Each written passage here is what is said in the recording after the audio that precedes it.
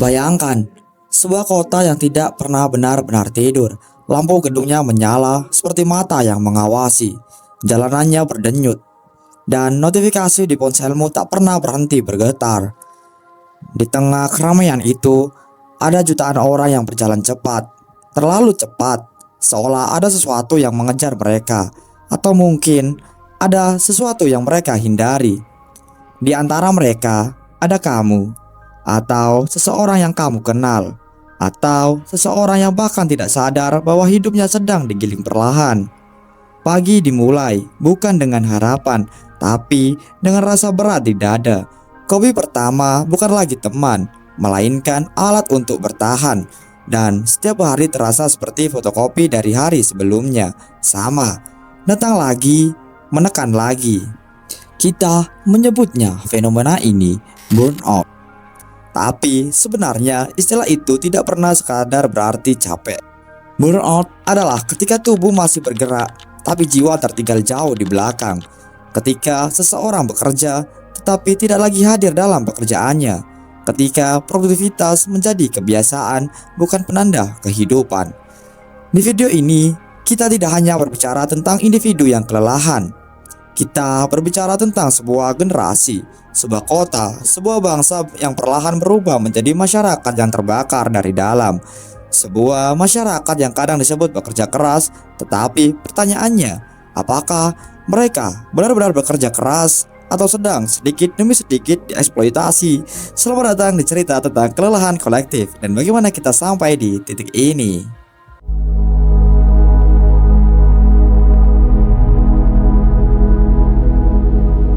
Sebelum kata burnout memenuhi timeline media sosial, jauh sebelum jadi istilah yang dipakai, setiap kali seseorang merasa penat, ia lahir dari sebuah ruangan kecil di tahun 1970-an. Ruangan itu adalah sebuah klinik bagi para sukarelawan yang bekerja dengan tingkat stres tinggi. Dan orang yang pertama kali mencatat gejalanya adalah seorang psikiater bernama Herbert Freudenberger. Freudenberger memperhatikan sesuatu yang ganjil. Para pekerja yang awalnya penuh idealisme, energi, dan semangat menolong, perlahan berubah. Mereka mulai datang terlambat, mulai kehilangan empati, mulai merasa kosong. Bukan sehari dua hari, tetapi berbulan-bulan. Seperti lilin yang menyala terlalu terang, lalu habis begitu saja. Ia menamai fenomena itu burnout. Terbakar habis, bukan terbakar karena api, tetapi karena tekanan yang tidak pernah berhenti. Beberapa tahun kemudian, seorang psikolog bernama Christina Maslow membawa konsep ini ke panggung yang lebih besar. Dalam penelitiannya, ia menemukan bahwa burnout merupakan sekedar masalah individu, bukan sekedar orang yang kurang tahan banting. Burnout adalah produk dari sistem tuntutan pekerjaan yang tak seimbang, kontrol yang minim, jam kerja panjang, konflik nilai, hingga rasa tidak dihargai. Dan dunia tiba-tiba menyadari sesuatu. Jika satu orang mengalami burnout, itu masalah personal. Tapi kalau jutaan orang mengalaminya, itu adalah gejala sebuah zaman. Hingga akhirnya pada 2019, WHO menetapkan burnout sebagai fenomena okupasional, sesuatu yang muncul dari stres kerja kronis. Bukan penyakit jiwa, bukan kelemahan karakter, melainkan tanda bahwa sesuatu yang salah dalam struktur kerja kita. Dari sebuah ruangan kecil di tahun 70-an, istilah ini kini menggambarkan kehidupan modern yang terus bergerak, terus menekan, terus menuntut, sampai-sampai manusia yang hidup di dalamnya mulai kehabisan dirinya sendiri.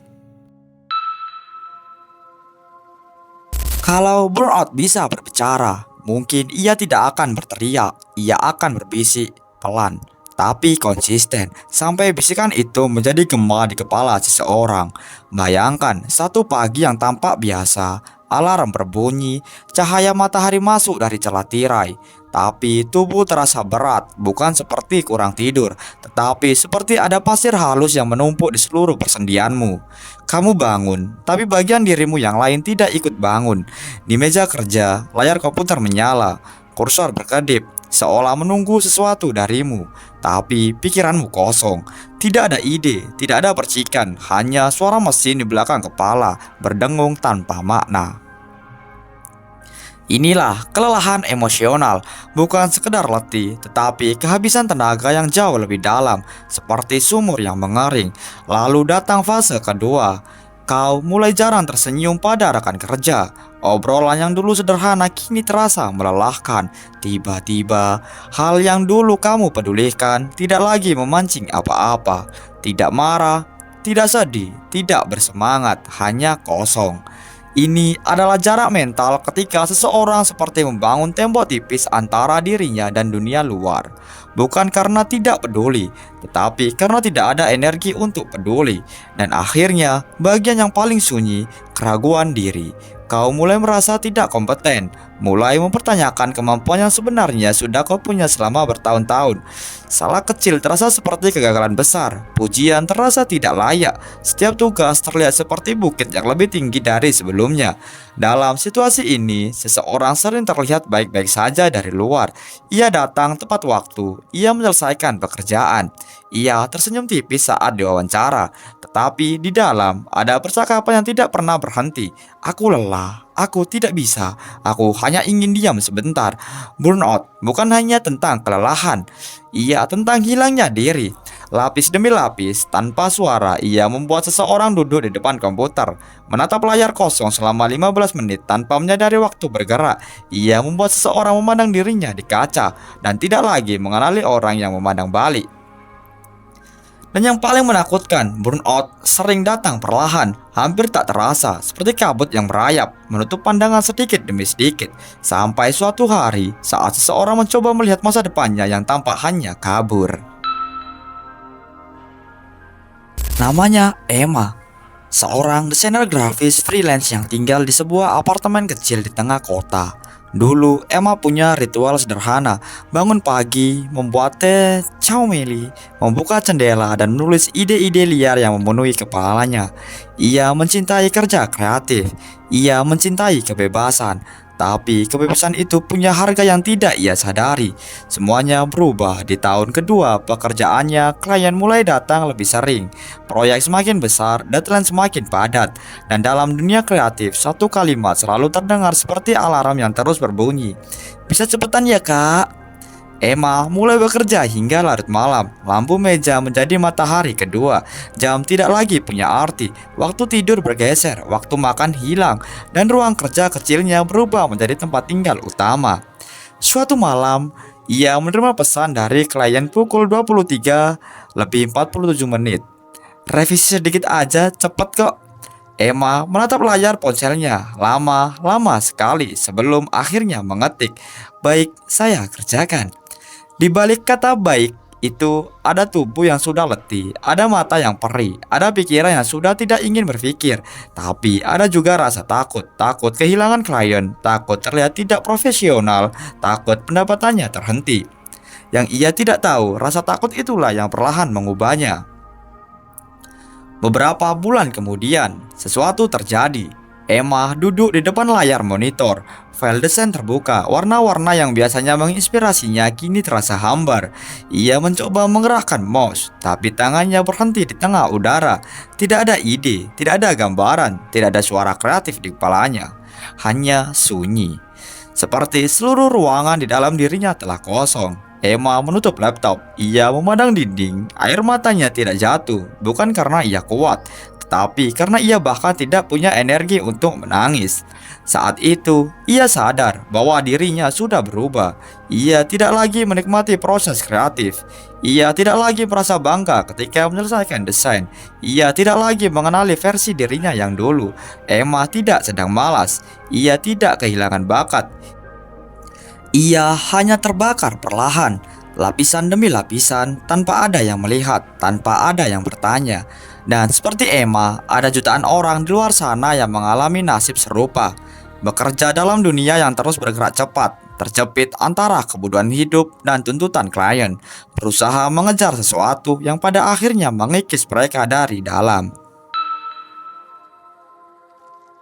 Di banyak tempat kerja, burnout sering dipandang sebagai masalah pribadi, seolah seseorang kelelahan karena ia tidak cukup disiplin, tidak cukup kuat, atau tidak cukup mengatur waktu. Cerita ini terdengar familiar bukan? Sistem berkata, kamu harus istirahat lebih baik. kamu harus mengatur prioritas, kamu harus lebih positif. Seakan-akan semua beban ada di pundak satu orang. Seakan-akan burnout adalah kelemahan individual, bukan hasil dari lingkungan yang menekan. Tetapi mari kita lihat dari sudut yang berbeda. Bayangkan sebuah pabrik besar, mesin-mesinnya berputar cepat tanpa henti untuk menjaga produksi tetap tinggi.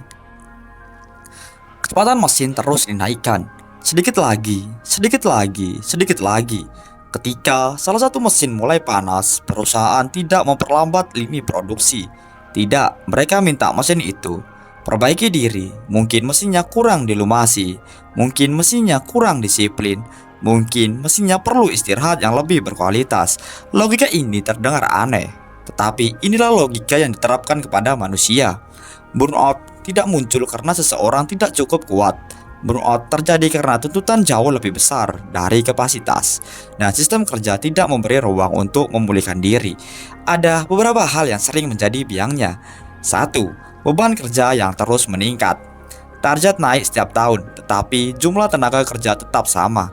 Jam kerja tidak bertambah, tetapi tugas bertambah. Dan di balik semua itu ada tuntutan. Produktivitas harus meningkat apapun harganya. 2. Kontrol yang rendah atas pekerjaan. Banyak orang merasa seperti wayang yang digerakkan oleh tangan tak terlihat.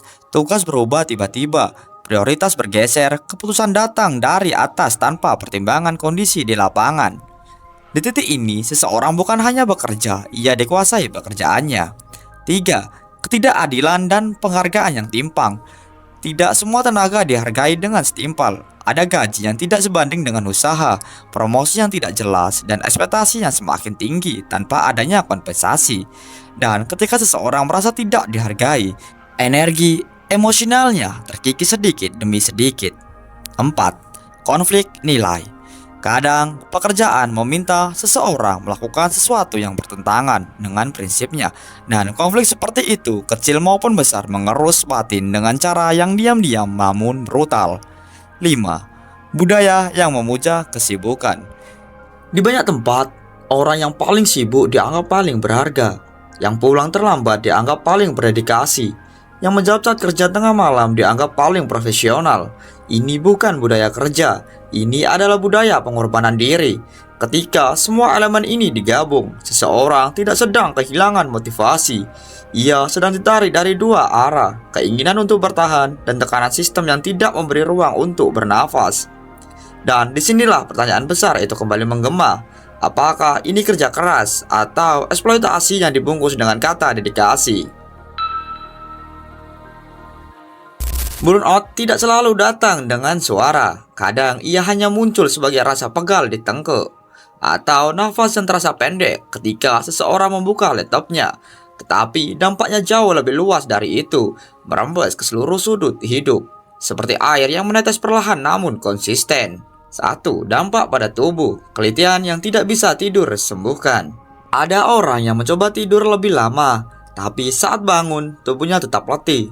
Letih yang bukan karena kurang tidur, melainkan karena tubuh sudah lama memikul beban yang tidak kelihatan. Detak jantung tiba-tiba naik saat menerima notifikasi kerja. Perut terasa melilit menjelang meeting. Bahunya menegang seolah memikul sesuatu yang tidak bisa ia turunkan. Lama-kelamaan, tubuh tidak hanya lelah, ia protes. Ia membuat seseorang sakit, rentan flu, sulit konsentrasi, bahkan merasakan nyeri yang tidak jelas asalnya. Tubuh adalah arsip emosi dan burnout menuliskan ceritanya di setiap sudut. 2. Dampak pada pekerjaan. Ketika produktivitas mulai membalas, ada ironi di sini. Organisasi menginginkan produktivitas tinggi, tapi burnout justru menghancurkan hal itu. Seseorang mulai bekerja lebih lambat, bukan karena malas, tetapi karena pikirannya seperti berjalan di lumpur tebal. Kesalahan kecil muncul, ide kreatif menghilang, semangat yang dulu menghidupkan ruangan kini redup, hampir padam. Di titik ini, seseorang tidak lagi bekerja dari antusiasme. Ia bekerja dari rasa takut, takut mengecewakan, takut kehilangan pekerjaan, takut dianggap tidak mampu, dan pekerjaannya dilakukan karena takut tidak pernah menghasilkan yang terbaik. 3. Dampak pada hubungan sosial. Ketika dunia di luar pekerjaan ikut menghilang, burnout merampas waktu. Tapi lebih dari itu, ia merampas koneksi. Seseorang mulai menolak ajakan teman, mulai menjauh dari keluarga, mulai kehilangan minat pada hal-hal kecil yang dulu memberi warna dalam hidup. Ada orang yang duduk di meja makan, mendengarkan orang lain berbicara, tetapi pikirannya berada 50 km jauhnya. Di kantor, di tugas, di deadline. Pelan-pelan, lingkaran sosial mengerut dan seseorang bisa merasa sendirian meski berada di tengah keramaian. 4. Dampak pada masyarakat, generasi yang tumbuh di tengah kelelahan. Dan disinilah dampak terbesar dari semuanya terlihat. Ketika burnout tidak lagi menjadi masalah personal, tetapi berubah menjadi pola kolektif. Kita melihat anak-anak yang jarang bertemu orang tuanya karena orang tuanya bekerja 2 shift. Kita melihat generasi muda yang takut memilih karir tertentu karena reputasi dunia kerjanya yang menghancurkan. Kita melihat orang yang berusia 20-an sudah berbicara tentang kelelahan dengan suara seperti mereka yang berusia 50. Burnout merusak lebih dari produktivitas. Ia merusak keyakinan bahwa bekerja adalah bagian dari hidup yang bermakna. Ia mengubahnya menjadi medan perang sunyi. Dan di level masyarakat, ketika banyak orang hidup dalam pola yang sama, muncullah gambaran besar. Sebuah komunitas yang terus bergerak, terus bekerja, terus mengejar, tetapi tidak pernah benar-benar hidup. Inilah wajah masyarakat burnout. Senyap, lelah, dan berjalan di atas fondasi yang retak perlahan.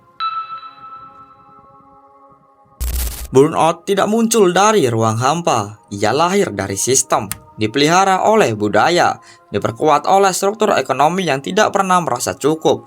Dari sini muncul satu pertanyaan gelap yang jarang diucapkan keras-keras. Apa kita bekerja keras? Apa sedang dieksploitasi tanpa sadar?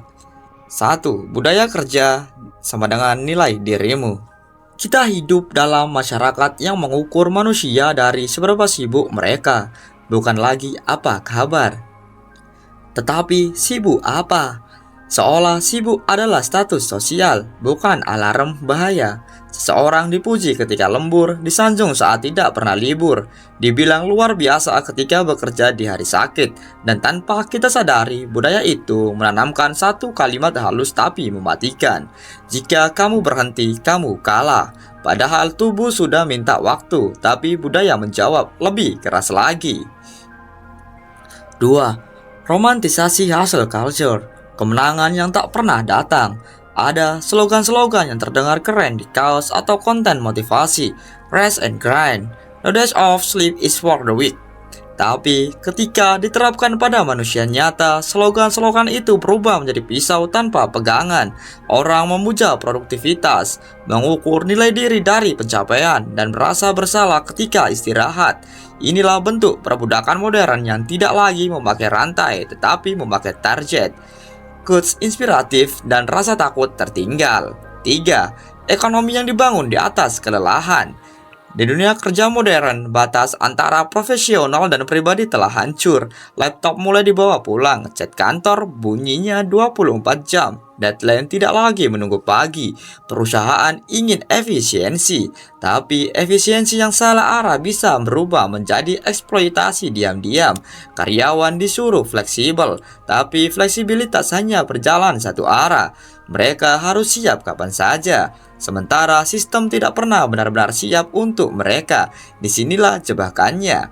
Ketika seseorang harus bekerja terus-menerus hanya untuk mempertahankan hidup, bukan untuk memperbaiki hidupnya.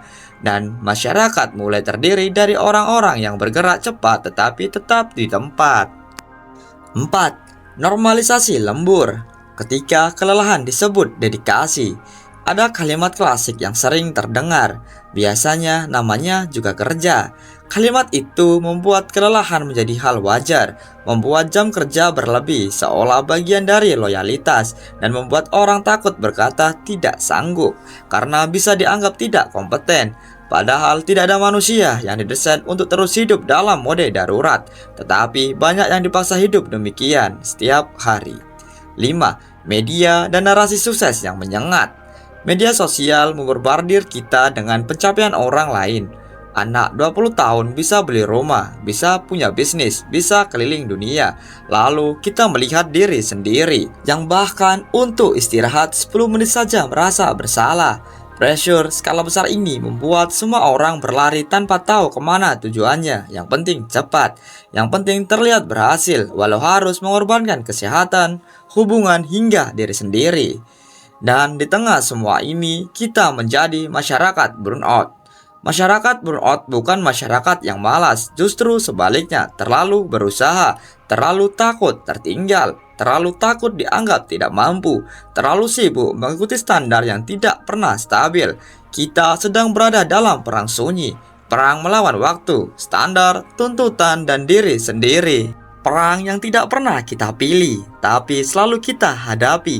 Dan semakin kita terjebak, semakin kabur batas antara kerja keras dan eksploitasi. Setiap generasi selalu diajarkan bahwa kerja keras adalah kunci kehidupan. Kerja keras adalah moralitas. Kerja keras adalah identitas. Kerja keras adalah hal yang mulia. Dan mungkin itu benar. Kerja keras memang punya nilai, tapi ada satu hal yang jarang dibicarakan. Kerja keras baru punya arti kalau manusianya tidak diperas habis-habisan. Lalu muncul pertanyaan yang lebih pahit. Di era sekarang, apakah orang benar-benar bekerja keras atau sedang dieksploitasi sambil dipuji rajin? 1. Ketika kerja keras tidak lagi menghasilkan kenaikan hidup. Dulu, kerja keras identik dengan mobilitas. Semakin giat seseorang bekerja, semakin naik kualitas hidupnya. Namun kini bagi banyak orang itu tidak lagi terjadi. Gaji naik sedikit, biaya hidup naik lebih cepat, lembur bertambah, tabungan tetap segitu, pekerjaan semakin berat, tetapi stabilitas hidup tidak ikut naik. Di titik ini, kerja keras tidak lagi menjadi jalan, tapi menjadi jebakan. Karena seseorang bisa bekerja 12 jam sehari, tapi tetap tidak lepas dari tekanan hidup. Jika kerja keras tidak membuat hidup naik, lalu siapa yang sebenarnya diuntungkan? 2. Eksploitasi modern sering datang dengan senyum. Eksploitasi zaman dulu terlihat jelas, jam kerja panjang, hukuman, kerja paksa. Eksploitasi zaman modern lebih halus, ia datang dalam bentuk kesempatan besar untuk berkembang. Budaya, kekeluargaan, kita butuh komitmen sedikit lagi. Kita adalah tim. Eksploitasi modern memakai bahasa motivasi, bukan ancaman. Memakai kata dedikasi, bukan paksaan. Dan seringkali pekerja tidak sadar bahwa dirinya sedang ditarik melebihi batas. Dalam eksploitasi, seseorang bekerja karena tidak punya pilihan. Dalam motivasi palsu, seseorang bekerja karena percaya ia tidak boleh berhenti. 3. Ketika lembur dianggap normal, saat itulah eksploitasi menyamar jadi budaya. Jika sebuah sistem membuat orang pulang larut setiap hari, selalu standby, selalu takut menolak tugas, merasa bersalah saat istirahat, dan terus merasa harus membuktikan diri, maka itu bukan lagi kerja keras, itu adalah kondisi yang memeras tenaga, waktu, bahkan mental seseorang, tapi menyamarkannya sebagai tanggung jawab. Pada titik inilah garis pemisah kerja keras dan eksploitasi mulai lenyap. 4. Eksploitasi terjadi saat tuntutan melebihi kemanusiaan. Kerja keras adalah pilihan. Eksploitasi adalah paksaan yang dibungkus pilihan. Kerja keras memberi ruang istirahat. Eksploitasi menuntut produktivitas non-stop. Kerja keras meningkatkan kehidupan. Eksploitasi menjaga seseorang tetap lelah agar tidak sempat bertanya, kenapa aku melakukan semua ini?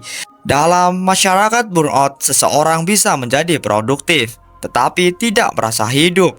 Ia bergerak setiap hari, tapi hatinya tidak ikut berjalan. Dan di balik semua itu, ada sistem yang tidak ingin orang berhenti dan bertanya, siapa sebenarnya yang mendapatkan manfaat dari semua ini? 5. Inilah intinya. Kita harus melihat burnout bukan sekedar kondisi, tapi gejala sistem yang lebih besar. Burnout bukan kegagalan seseorang, bukan kurangnya kemampuan, bukan kurang kuat. Burnout adalah tanda bahwa ada sesuatu yang tidak seimbang, bahwa ritme hidup manusia sedang dipaksa mengikuti ritme mesin, bahwa produktivitas lebih dihargai daripada kewarasan, bahwa seseorang dianggap lebih berguna ketika ia lelah daripada ketika ia utuh. Dan ketika sebuah masyarakat terbiasa dengan hal ini, kita tiba-tiba menyadari bahwa burnout bukan lagi masalah individu. Ia telah menjadi identitas zaman. Zaman di mana manusia bukan lagi manusia, tetapi komponen dalam mesin ekonomi yang tidak pernah berhenti. Ada bagian dari cerita burnout yang jarang mau diungkap. Bagian gelap, bagian tidak masuk laporan perusahaan, tidak masuk rapat bulanan, dan tidak masuk postingan motivasi. Bagian yang disembunyikan karena terlalu pahit untuk dibicarakan. 1. Harga tubuh yang diperas tanpa perlawanan. Dalam dunia kerja modern, tubuh manusia bukan lagi teman, tetapi alat produksi. Tubuh yang seharusnya mendapat istirahat dipaksa berjaga. Tubuh yang seharusnya punya ritme dipaksa mengikuti deadline. Tubuh yang menjerit dipaksa diam. Dan tubuh membalas dalam bahasa yang kadang samar, kadang brutal. Migrain yang muncul tiba-tiba. Perut yang selalu mules, dada yang sesak tidur, yang dangkal, jantung yang berdebar tanpa sebab. Namun semua itu dianggap biasa. Karena di dunia kerja modern, sehat bukan prioritas, yang penting tetap produktif. 2. Harga mental yang dikorbankan demi tuntutan yang tak realistis. Ada jenis kelelahan yang tidak terlihat mata, kelelahan pikiran, kelelahan yang muncul ketika seseorang terus berada dalam mode harus kuat, harus sanggup, harus profesional, dan pada akhirnya muncul suara lirih yang hampir tak terdengar. Kenapa semuanya terasa berat hari ini? Kenapa aku tidak merasa apa-apa lagi? Apa ini hidup yang benar? Ini bukan kemalasan, ini bukan kurang motivasi, ini adalah jiwa yang pelan-pelan kehilangan warnanya. 3. Hubungan manusia yang menjadi korban pertama. Eksploitasi tidak hanya merusak pekerja, tetapi juga menghancurkan dunia kecil mereka. Seseorang pulang terlalu lelah untuk bercerita.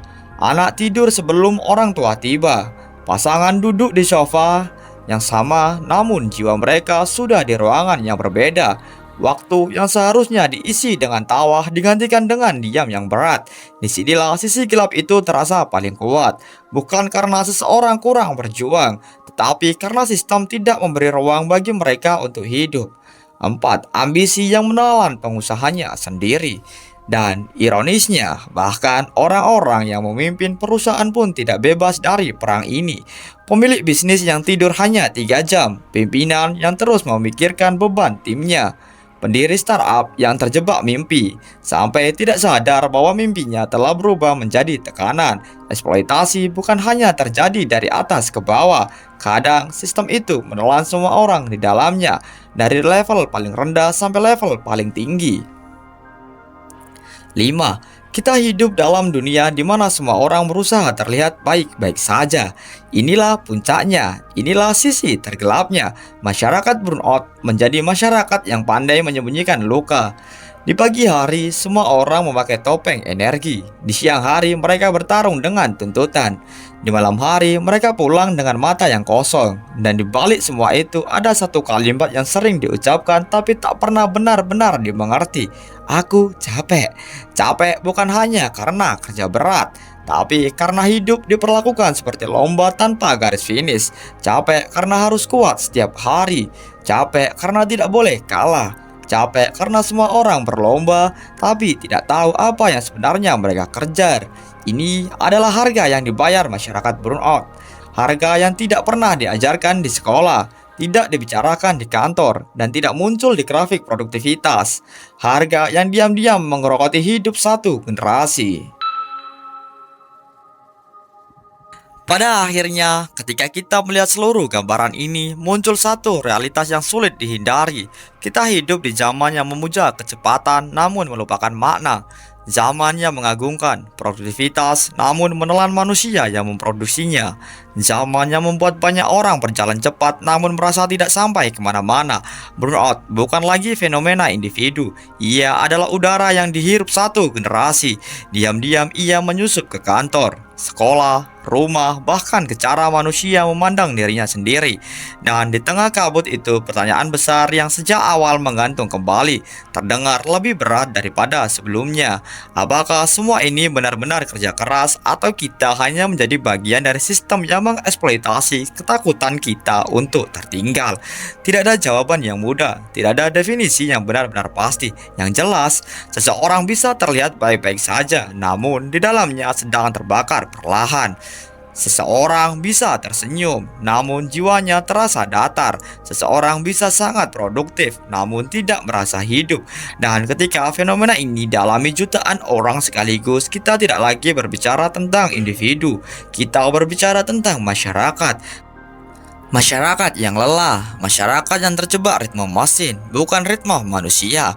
Masyarakat yang bergerak cepat namun kehilangan arah, masyarakat burnout. Sebuah generasi yang tumbuh dalam asap kelelahan yang menumpuk, hingga sulit membedakan apa yang sebenarnya mereka kejar dengan apa yang sebenarnya sedang mengejar mereka. Kerja keras atau dieksploitasi? Kadang jawabannya tidak terlihat, tapi kita selalu merasakannya.